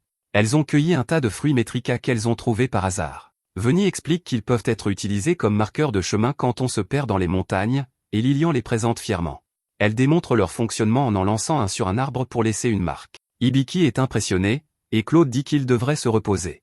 Pendant qu'il se repose, Hibiki pense qu'il a dû arriver dans ce monde juste avant le début des vacances d'été. Lui et ses amis parlaient d'aller quelque part ensemble, et il se demande comment il ne pourra jamais retourner dans son propre monde. Il doit trouver une sorte d'indice, mais pour l'instant, il ne sait pas par où commencer. Pendant ce temps, Amalia et Ival discutent du fait qu'elles sont presque à la frontière. Amalia dit qu'elles approchent de la fin de leur voyage, mais Ival est silencieusement frustrée. Elle n'a toujours pas trouvé ce qu'elle cherche, et elle se demande où est partie l'âme d'une certaine femme. Amalia se tourne alors vers Ival et lui offre un amulette de voyage comme gage de leur amitié. Si quoi que ce soit arrive à Ival, les esprits le diront à Amalia, et elle viendra immédiatement à son secours. Ival fait mine d'être touchée et remercie Amalia. Au fond d'elle-même, Ival pense qu'elle peut encore faire semblant d'être l'amie d'Amalia un peu plus longtemps. De retour avec notre héros, Hibiki décide qu'il devrait se faire un petit plaisir aujourd'hui et manger quelque chose de délicieux, puisqu'ils ont bien gagné leur vie avec leur quête. Cela ramène un souvenir du moment où ils ont soumis leur quête à la guilde. Mitri était suspicieuse car cela ne semblait pas être quelque chose qu'un groupe de rang F serait capable de faire. Elle leur a même demandé s'ils avaient acheté l'objet quelque part, et Hibiki a été offensé. C'était une prise légitime, mais Hibiki ne s'attendait pas à ce qu'elle soit si méfiante envers eux. Juste alors, il croise Bol, et Hibiki est heureux de le voir. Bol regarde immédiatement Hibiki et se demande s'il a pris du muscle depuis leur dernière rencontre. Hibiki n'en est pas vraiment sûr, mais avant qu'il ne puisse répondre, Bol dit qu'il va lui apprendre une méthode efficace pour muscler ses muscles tout de suite. Claude, cependant, s'avance immédiatement et l'arrête. Il se présente comme le chevalier d'Hibiki et déclare qu'en ce qui concerne l'entraînement d'Hibiki, il lui a confié cette tâche. Hibiki est pris au dépourvu par cette déclaration, et les choses commencent à s'intensifier. Bol n'est pas d'accord avec Claude, et il dit que d'après ce qu'il voit, Hibiki n'a définitivement pas assez de muscles. Il dit qu'Hibiki va maintenant gravir les marches de l'âge adulte, et que plus de muscles est toujours bon. Claude rétorque qu'un muscle excessivement volumineux ralentit les mouvements, et que développer ses muscles naturellement est la meilleure approche. Bol réplique en disant que Claude semble manquer de muscles par le haut. Bol déchire sa chemise comme un véritable dingue, et une bataille intense éclate entre eux. Leur combat cause d'énormes dégâts partout, alors les spectateurs dégagent immédiatement les lieux. Étrangement, une fille reste sur place et fixe Hibiki. Hibiki remarque que Claude est en train de perdre, alors il demande à Sapo d'évaluer Bol pour voir quelles sont ses statistiques. L'évaluation révèle que Bol est un paladin de niveau 75 avec des statistiques absolument dingues. Ses compétences sont d'un tout autre niveau, et Hibiki détermine qu'il est incroyablement fort. La bataille fait rage, et Claude se fait dominer. Bol lui dit d'abandonner, mais Claude refuse. Finalement, les deux prennent conscience de quelque chose, et ils se reconnaissent mutuellement comme des adversaires dignes. Juste à ce moment, Juel arrive, horrifiée par leur combat. Elle utilise immédiatement Cascade Froide pour les asperger tous les deux, et le combat s'arrête brutalement. Veni trouve ça brutal, et Juel se demande si elle vient de voir un chat parler. Soudain, une femme passe en courant et crie qu'il y a un voleur. Veni demande à Hibiki où est son sac, et il est choqué de réaliser qu'il a disparu. Juel fait remarquer qu'il n'avait rien sur lui quand elle est arrivée, et Hibiki dit qu'il était là il y a une seconde. Leur argent était dans ce sac, alors le timing ne pourrait pas être pire puisqu'ils comptaient se faire un bon repas. Juel soupçonne que ce pourrait être l'œuvre du bandit dont ils ont récemment entendu parler.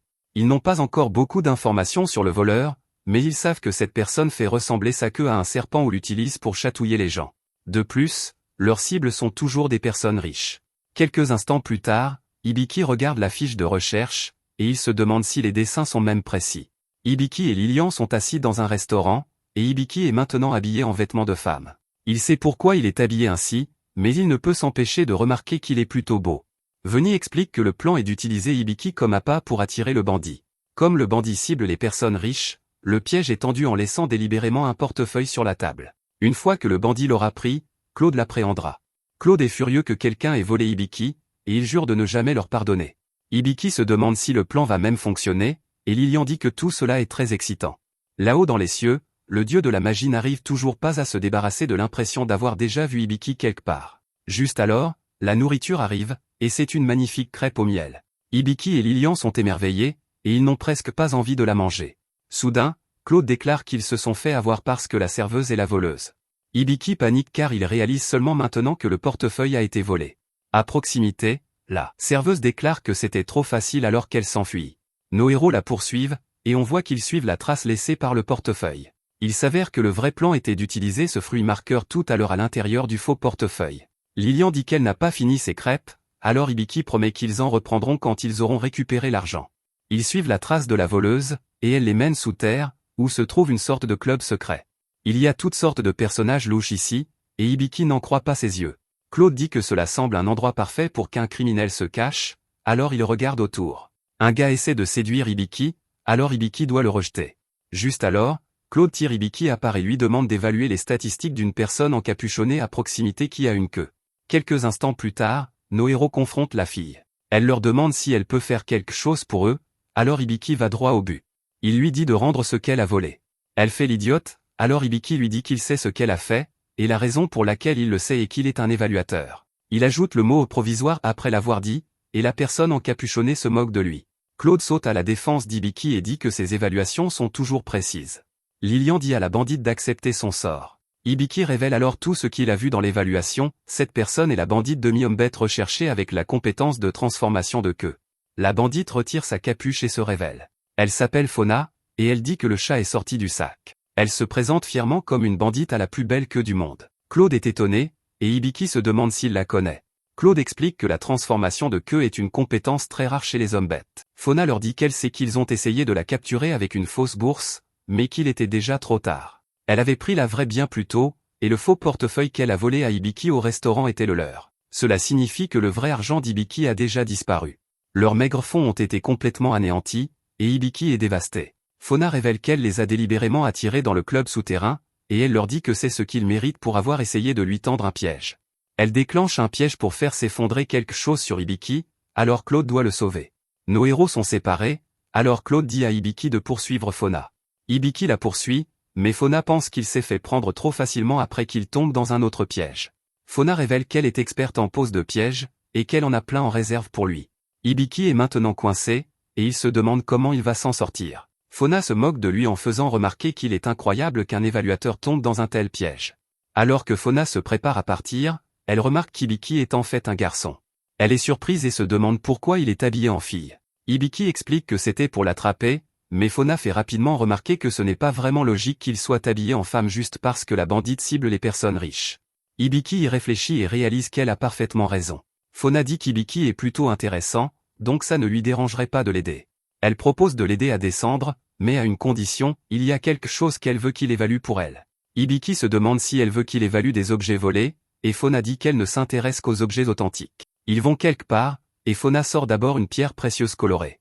L'évaluation révèle qu'il s'agit d'une pierre précieuse de haute pureté et d'un ornement transmis par la lignée féminine, d'une famille distinguée. Fauna est satisfaite et détermine qu'elle est authentique. Elle lui montre ensuite des pierres qu'elle pensait être des perles, mais Hibiki révèle que ce ne sont que des pierres ordinaires ramassées dans un champ qui ressemble à des perles. Fauna est déçue cette fois d'apprendre qu'elles sont fausses.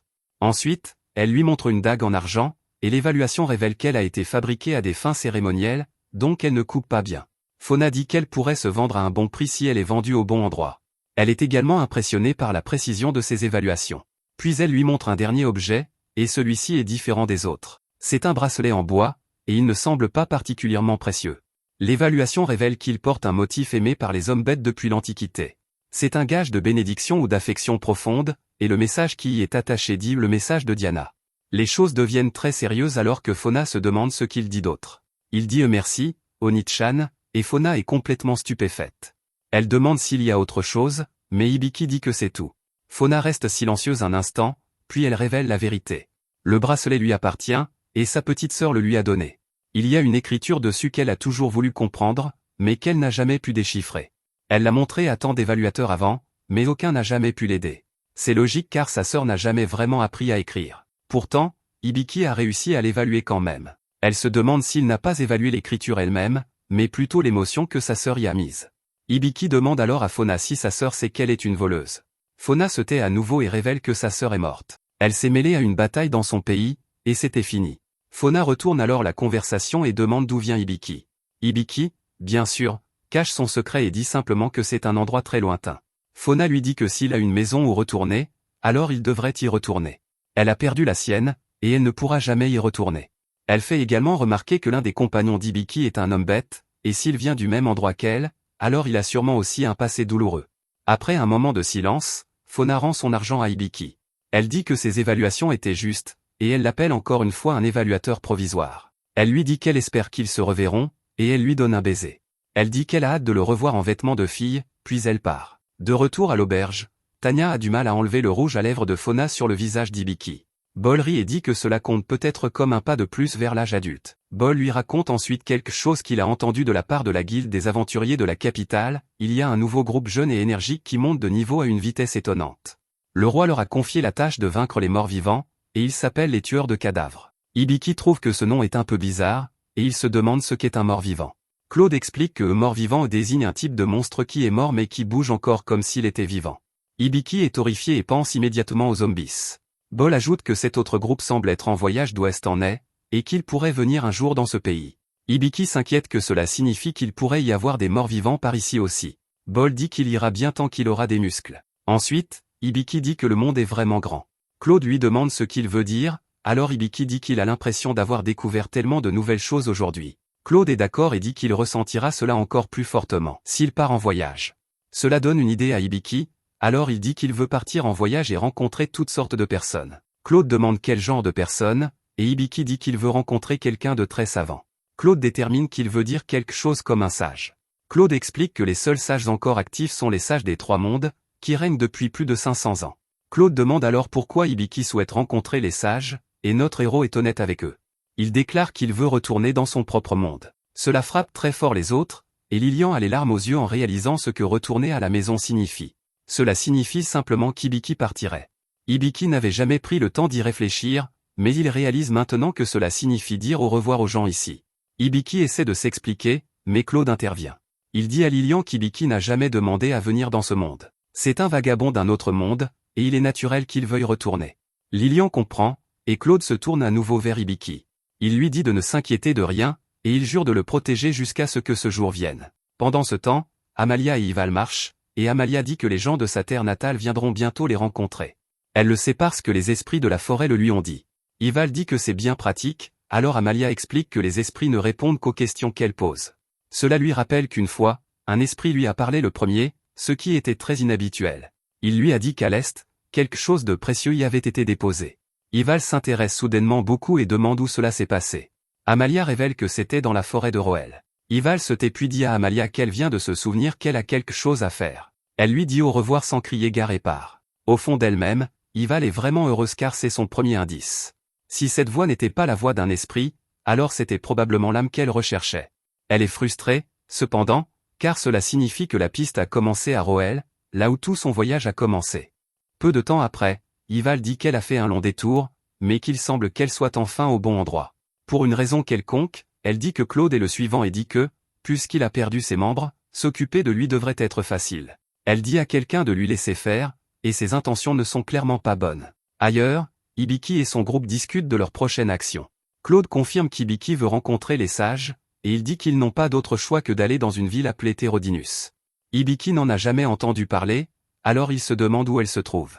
Veni explique qu'on peut y arriver une fois qu'on a traversé un donjon, et que passer par le donjon nord depuis Roel est le chemin le plus rapide. Hibiki n'a aucune idée de ce qu'est un donjon, alors Claude explique que c'est un endroit dangereux rempli de monstres. À moins qu'il ne s'entraîne encore plus dur qu'avant, le traverser sera très difficile. Hibiki ne comprend pas complètement, mais il devine que cela semble intense. Lilian remercie tout le monde pour le repas, et Bol arrive. Il se demande si quelque chose s'est passé, alors il lui dit que lui et Lilian ont eu un petit différend. Bol dit de ne pas s'inquiéter car il s'occupe d'eux, et il les emmène dans la forêt. Il déclare qu'ils vont se faire des muscles saillants pendant ce stage. Veni veut immédiatement rentrer à la maison, et même Claude dit que l'idée ne lui plaît pas. Cependant, Claude reconnaît qu'ils ont besoin de plus d'entraînement pour atteindre le donjon nord, donc s'entraîner un peu ici pourrait fonctionner. Bol est ravi d'apprendre que Claude voit enfin la lumière. Claude précise très clairement, cependant, qu'ils sont ici uniquement pour perfectionner leurs compétences, et qu'il ne laissera pas Bol transformer Hibiki en un abruti musclé sous stéroïdes. Tous deux discutent sans fin sur les muscles contre les compétences, et Hibiki se dit simplement qu'il fera de son mieux. L'entraînement commence, et Hibiki travaille extrêmement dur en faisant toutes sortes d'exercices. Lilian et Veni l'observent de loin, et Lilian fait remarquer qu'Hibiki essaie très fort. Veni est d'accord que, compte tenu de ses faibles capacités, il donne vraiment le meilleur de lui-même. Lilian se demande s'il essaie si fort parce qu'il veut rentrer chez lui. Veni dit, qui sait, mais peu importe ce qu'il pense.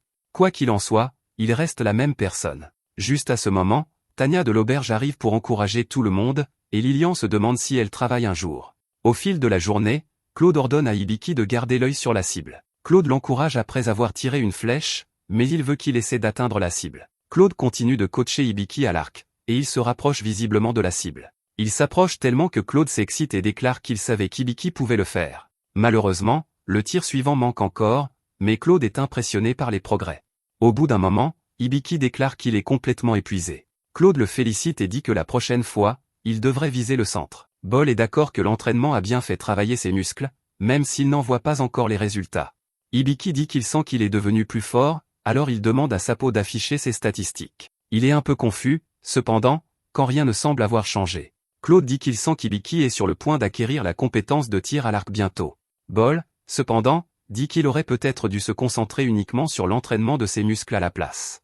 Claude rétorque que ce sont les compétences qui comptent, et Bol dit que ce sont les muscles. Les deux discutent à nouveau jusqu'à ce qu'Hibiki aperçoive Juel qui les regarde. Les gars pensent qu'il essaie de les tromper, mais il s'avère que Juel est vraiment là.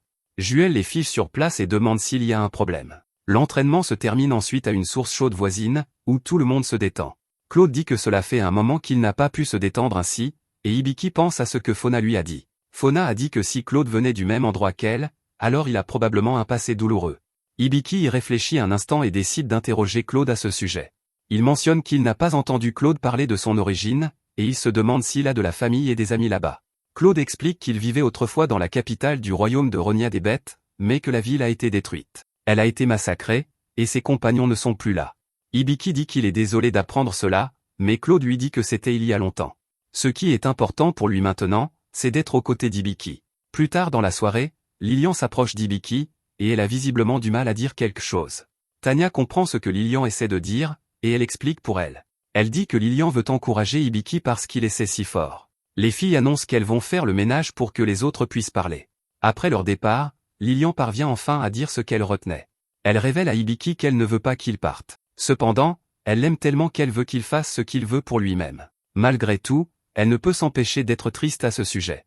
Hibiki s'excuse, mais Lilian l'arrête car elle sait que c'est elle qui est égoïste. Elle tend alors à Hibiki quelque chose qu'elle a fabriqué. C'est une boisson qui aide contre l'épuisement, et elle a demandé à Tanya comment la préparer. Elle ne sait pas ce qu'elle peut faire pour l'aider, mais elle veut soutenir Hibiki de toutes les manières possibles. Hibiki est touché, et il la remercie pour ses aimables paroles. Il prend une gorgée de ce qu'elle a préparé et dit que c'est vraiment bon. Lilian n'est pas plus heureuse, et Tanya pleure devant ce moment tendre. Pendant ce temps, nous voyons qu'Amalia est enfin rentrée chez elle. Elle admet que le bain est à peu près le seul avantage d'être ici car elle n'a pas pu voir son père du tout. Elle ne comprend pas ce qui se passe car elle pensait qu'il s'agissait d'une affaire urgente. Elle n'a pas non plus eu de nouvelles d'Ival depuis son départ si soudain. Stélia dit alors à Amalia que sa robe est arrivée et qu'elle devrait l'essayer. Amalia se demande pourquoi il y a une robe alors qu'ils ne font pas de fête. Stélia révèle qu'ils en font en réalité une parce que Sa Majesté le Roi organise une célébration. Amalia n'en croit pas ses oreilles et commence à se demander si cette fête ridicule est ce que cette soi-disant mission urgente signifiait. Stélia dit qu'elle n'en sait rien, mais Amalia est furieuse contre son père. Elle se demande à quoi il pense, et elle le traite de vieux crétin. De retour dans la forêt, Iva l'attend, et elle réalise que sa cible est là. C'est Hibiki et son groupe, et ils sont en quête d'un loup rubis d'argent. Ils ont déjà éliminé plusieurs cibles, et le loup est le dernier. Cela semble très difficile, mais alors Hibiki consulte sa carte du monde et remarque que rien n'apparaît. Claude dit que c'est impossible, mais Hibiki insiste sur le fait qu'il n'y a rien ici. Claude sent quelque chose à proximité, mais il s'avère que c'est juste Ival. Elle lui crie d'attendre et le rassure qu'elle n'est pas une mauvaise personne. Claude s'excuse sincèrement et dit qu'il pensait que c'était un monstre. Hibiki est méfiant car elle n'apparaissait pas sur sa carte du monde, alors il l'évalue au cas où. Ival consent à être évalué, et elle est nerveuse. Claude s'excuse à nouveau, mais Ival lui dit de ne pas s'inquiéter. Claude se tourne vers Hibiki pour voir si tout est clair, et Hibiki dit qu'il ne pense pas qu'il y ait quelque chose d'anormal. Claude est content d'apprendre que tout va bien, et Ival devient très amical. Elle remarque immédiatement que Claude est un véritable homme bête, et elle dit qu'il est vraiment fort. Cependant, nous apprenons que c'est elle qui lui a fait tous ses dégâts. Au fond d'elle-même, elle se demande ce qui s'est passé car elle est sûre d'avoir sectionné les membres de Claude. Ival se présente comme une aventurière de rang E qui fuit un loup rubis d'argent. Hibiki est très excité car ils en recherchent un, et il demande où il se trouve. Il dit qu'ils peuvent aider, et il se présente ainsi que le reste du groupe. Ival les salue tous et dit que le loup est plus profond dans la forêt. Pour une raison quelconque, elle regarde Lilian et devient très silencieuse. Ival lui dit soudainement qu'elle devrait y aller, et elle s'en va rapidement. Hibiki et Claude sont tous deux un peu confus par son comportement étrange, et Hibiki vérifie sa carte. Cette fois, le loup rubis d'argent apparaît, et il dit aux autres qu'il est vraiment là. Il détermine qu'il n'apparaissait tout simplement pas avant. Il le traque et le trouve dans une impasse. Claude est surpris qu'il ait couru lui-même dans une telle impasse. Juste à ce moment, Sapo dit à Hibiki d'utiliser sa carte du monde. Hibiki se demande pourquoi elle dit cela maintenant, mais il le fait quand même, et il est horrifié par ce qu'il voit. Selon tous les points rouges qu'il voit, il y a des loups rubis d'argent partout. Claude est choqué d'apprendre cela, et il réalise qu'ils sont encerclés. Claude crie à Hibiki de faire attention, mais il est trop tard, il est attaqué. Ses amis sont horrifiés alors qu'Hibiki gît au sol couvert de sang. Ival observe de loin, et elle réalise quelque chose. Un certain sentiment qu'elle avait plutôt été réel. Ce qu'elle ressent lui dit qu'au moins une partie de la malédiction de Claude a été levée. Elle se demande comment c'est arrivé mais réalise que cela n'a pas d'importance tant que Claude sert de nourriture au loup. De retour auprès de nos héros, nous voyons que les choses vont très mal alors que Claude combat désespérément les loups. Lilian a donné une potion à Hibiki, mais le saignement ne s'arrête pas, et elle ne comprend pas pourquoi. Veni lui ordonne d'utiliser le sort de maintien d'état pour arrêter le sang, et Lilian s'y met immédiatement. Pendant ce temps, Claude est frénétique alors qu'il réfléchit à la situation. Hibiki a préparé cette potion lui-même en utilisant le livre de médecine, donc elle aurait dû fonctionner. Il sait que, à ce rythme, Hibiki ne survivra pas, donc ils doivent s'échapper. Il y a beaucoup trop de loups, cependant, donc au fond, il sait que tout le monde dans leur groupe ne pourra pas s'échapper. Il dit à Lilian d'emmener Hibiki en ville car Bol le sauvera. Lilian se demande ce qui lui arrivera, et Claude dit qu'il retiendra les loups. Lilian demande désespérément s'il les rejoindra plus tard, et Claude dit, bien sûr qu'il le fera. Lilian crée un golem de terre en forme de lion pour porter Hibiki, et il se prépare à s'échapper. Juste à ce moment, Hibiki se réveille et dit à Claude de ne pas rester derrière. Claude exige qu'il parte une fois de plus, et il jure de protéger Hibiki quoi qu'il arrive. Lilian emmène Hibiki en sécurité, et Claude est laissé derrière. Alors qu'il affronte les loups seuls, il remarque quelque chose d'étrange. Les loups ne semblent pas du tout se soucier d'Hibiki et Lilian. Il se demande ce qui se passe, puis cela le frappe. Les loups attaquent alors qu'ils réalisent qu'ils le poursuivent, lui. Claude regarde profondément dans les yeux du plus gros loup, et il voit la personne derrière l'attaque. Il est horrifié alors qu'il se tient là, tremblant, voyant que cette personne est Anastasia. De retour avec Hibiki et Lilian, il continue de se frayer un chemin à travers la forêt. Hibiki dit à Lilian de s'arrêter et de revenir en arrière, mais elle sait qu'elle ne le peut pas. Juste à ce moment, Veni dit que quelque chose arrive. Un loup émeraude d'argent apparaît soudainement et tente de les attaquer. Ils n'ont d'autre choix que de courir dans une grotte, et Lilian utilise la magie de terre pour bloquer l'entrée. Plusieurs autres loups apparaissent à l'extérieur et utilisent leur capacité pour commencer à entrer par effraction.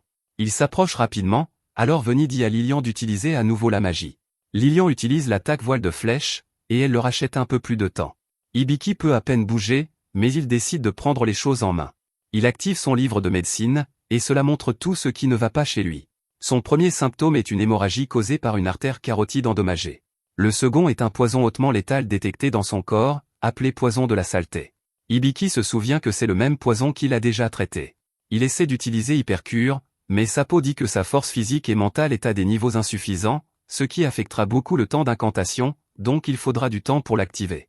Hibiki regarde Lilian, qui se bat avec tout ce qu'elle a et se dit de continuer.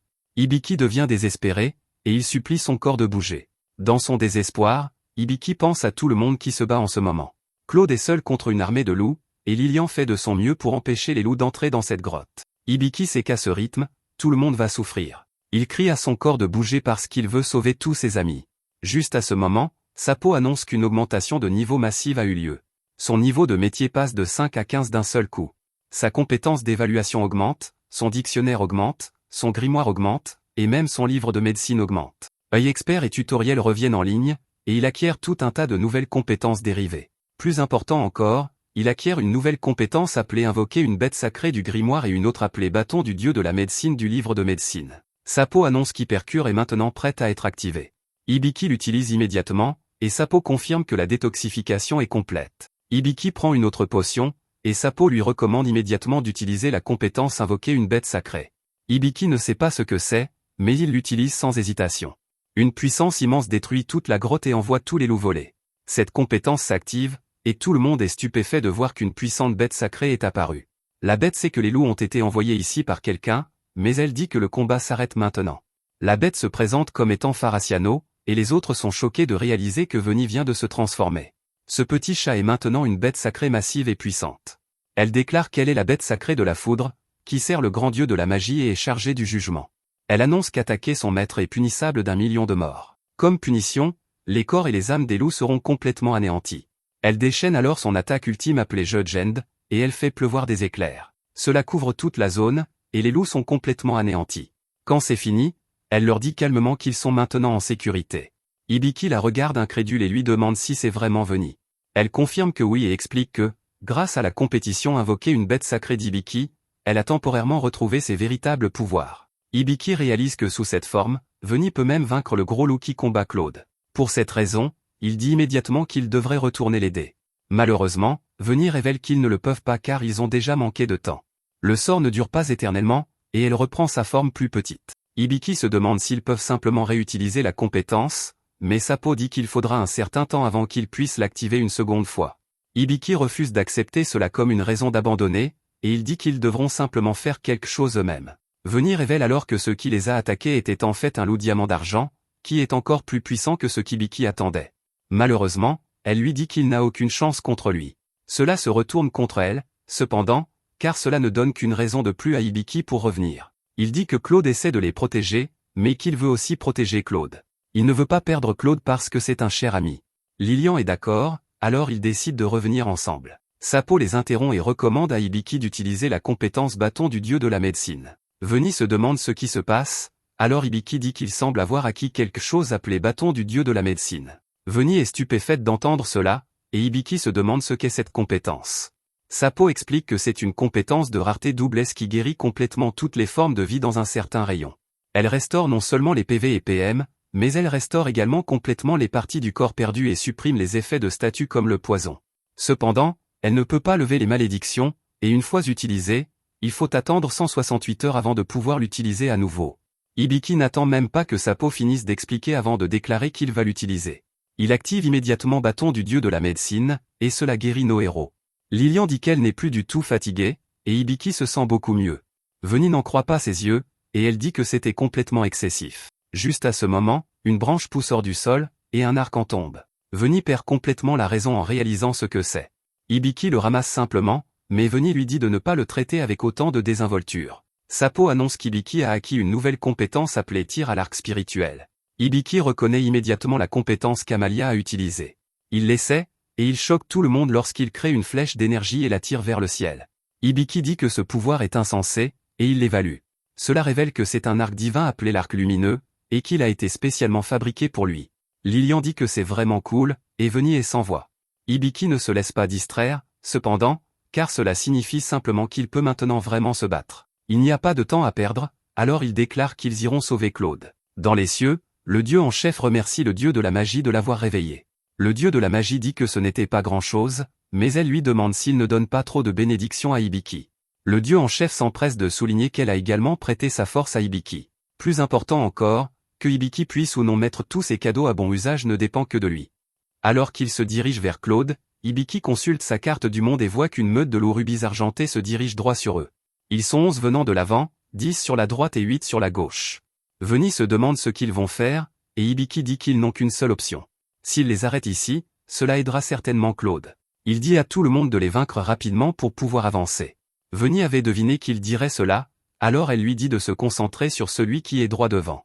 Hibiki est d'accord, alors il sort son arc et ses flèches.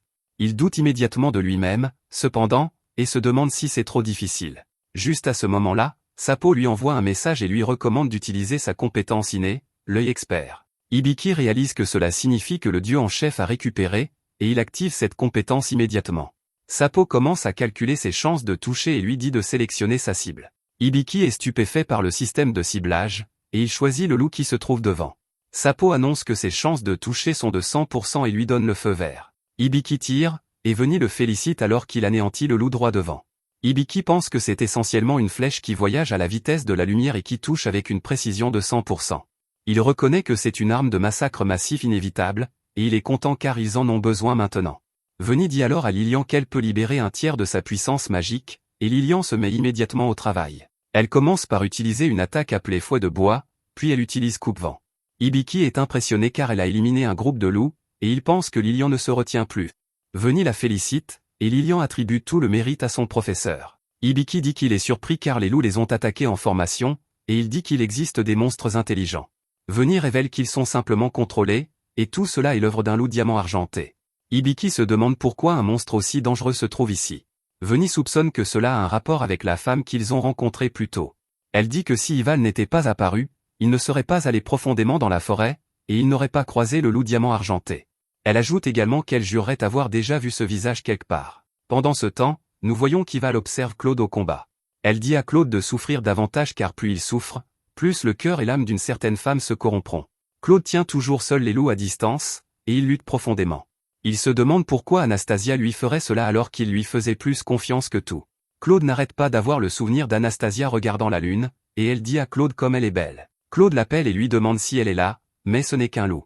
Les deux combattants se chargent l'un l'autre, et le loup inflige de sérieux dégâts à Claude. La flèche d'Hibiki arrive de nulle part, mais elle est bloquée par le loup. Veni révèle que c'est la compétence innée du loup appelée barrière d'adamantium, et avec leur puissance actuelle, ils ne peuvent pas la traverser. Le loup se prépare à mettre fin à la vie de Claude, et Hibiki essaie de l'arrêter. Malheureusement, ses flèches ne peuvent pas traverser la barrière, alors il essaie de crier pour qu'il s'arrête. Juste à ce moment-là, une voix dit quelque chose à propos d'invoquer un serviteur, et une quantité massive de pouvoir s'écoule d'Hibiki. Ce pouvoir ramène Claude vers eux, et il voit à quel point il est blessé. Sapo commence immédiatement un diagnostic de l'état de Claude, mais le loup attaque toujours. Ils n'ont pas d'autre option, alors Veni dit à Lilian de libérer toute sa puissance magique. Lilian fait exactement cela, et elle crée une barrière pour eux. Sapo termine le diagnostic, et Hibiki est horrifié de voir que Claude a le même poison de dérite dans son corps. Il a également une hémorragie sévère causée par une blessure abdominale et une perte partielle d'organes. Hibiki utilise immédiatement Hypercure pour éliminer le poison. Il remarque alors quelque chose d'étrange chez le loup diamant argenté, et il l'évalue. L'évaluation révèle que le loup est également atteint du poison de dérite et qu'il est sous obéissance. L'obéissance est causée par quelque chose appelé division de l'âme par une personne nommée Anastasia.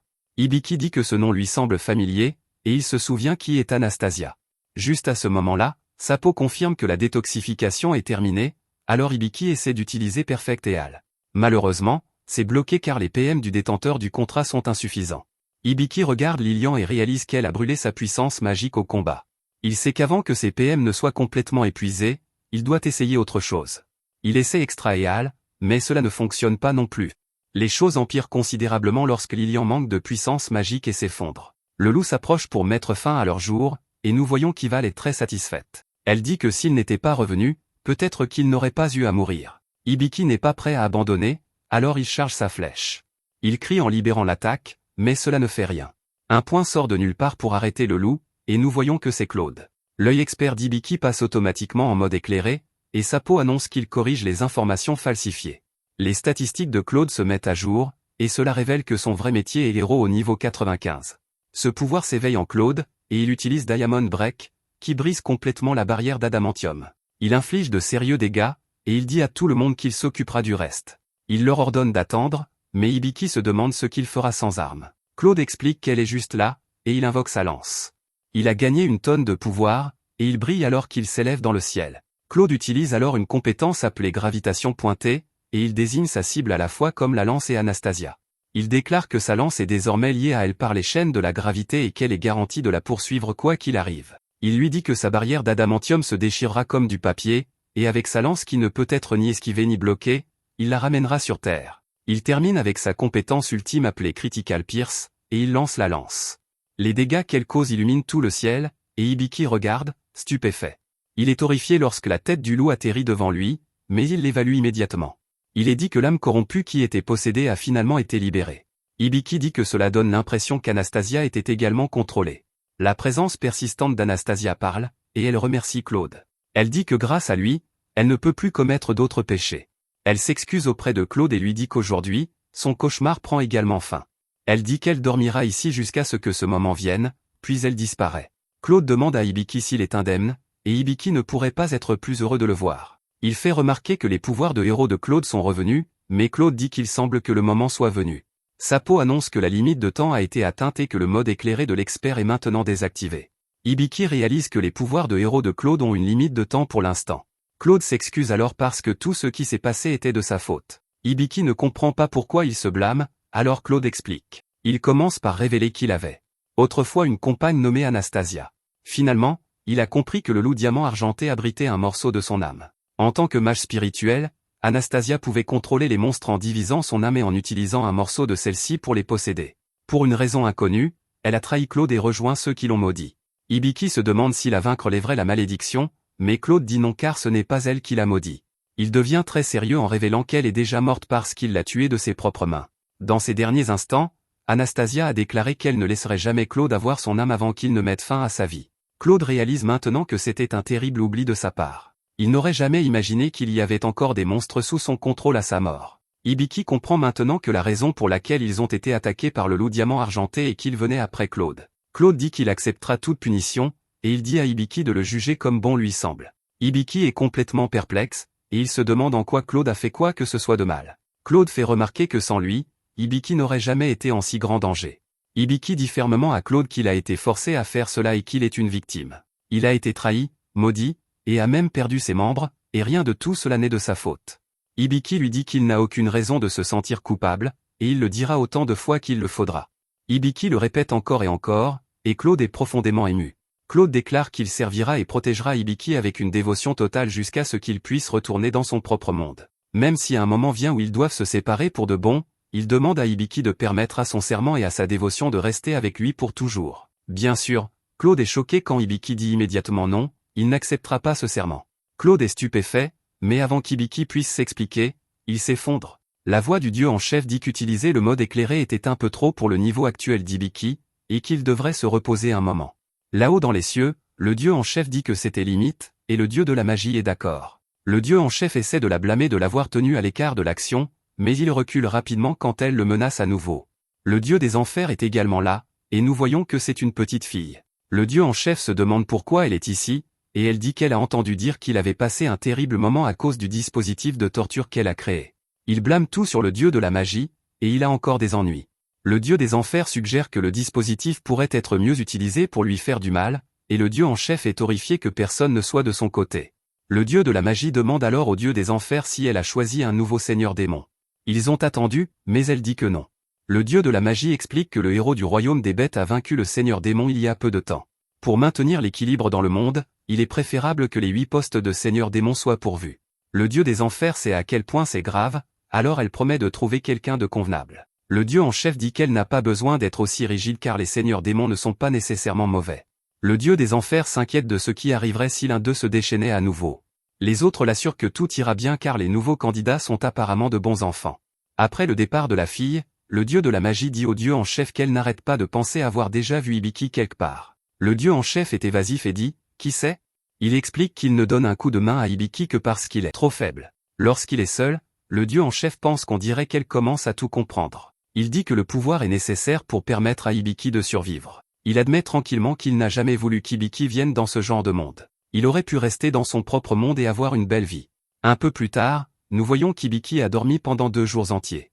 Sapo annonce que son niveau global est passé de 12 à 25, et que son niveau de métier est passé de 15 à 25. Hibiki salue Claude, et Veni lui dit qu'il a dormi pendant 2 jours entiers. Sapo explique que l'utilisation du mode éclairé a un lourd tribut sur le corps, et elle leur dit de bien vouloir respecter les instructions d'utilisation lorsqu'ils l'utilisent. Pendant ce temps, nous voyons qu'Amalia assiste maintenant à une célébration royale organisée par le roi. Elle salue Sa Majesté et le remercie pour l'invitation. Intérieurement, elle est furieuse car son idiot de père est introuvable. Ce qui est encore plus bouleversant, c'est que cette fête semble être le sujet de ce soi-disant message urgent. Juste à ce moment-là, un jeune homme s'approche, et il doit lui rappeler que son nom est Verdeli.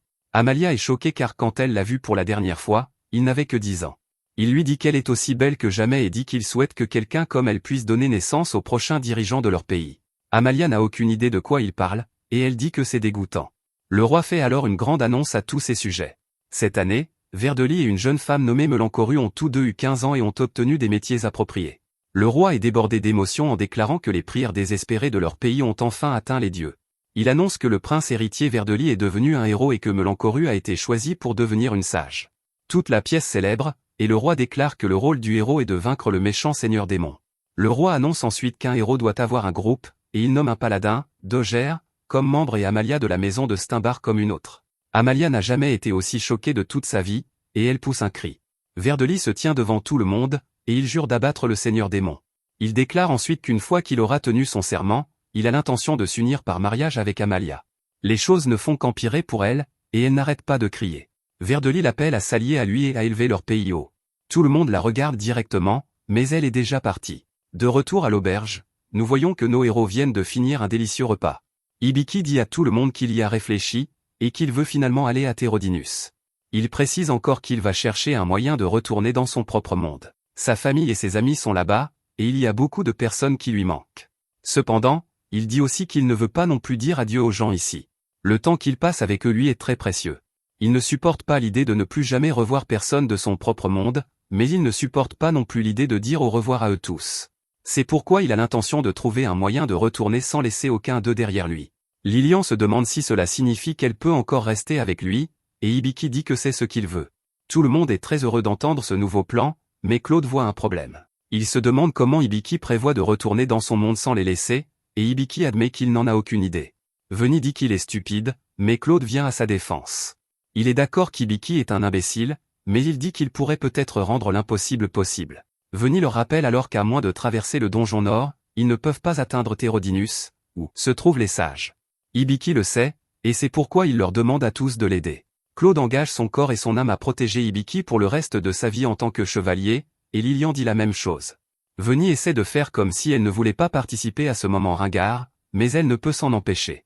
Elle admet enfin qu'elle veut aussi rester avec eux tous. Lilian ne pourrait pas être plus heureuse, et elle va faire un câlin au chat. Hibiki pense qu'il ne sait pas ce qui arrivera dans le futur, mais il sait qu'il n'oubliera pas ses idéaux. Il déclare alors à tout le monde qu'ils vont traverser le donjon nord. De retour au royaume elfe, Amalia se précipite pour faire ses bagages, et Stalia lui demande si elle a vraiment besoin de partir si précipitamment.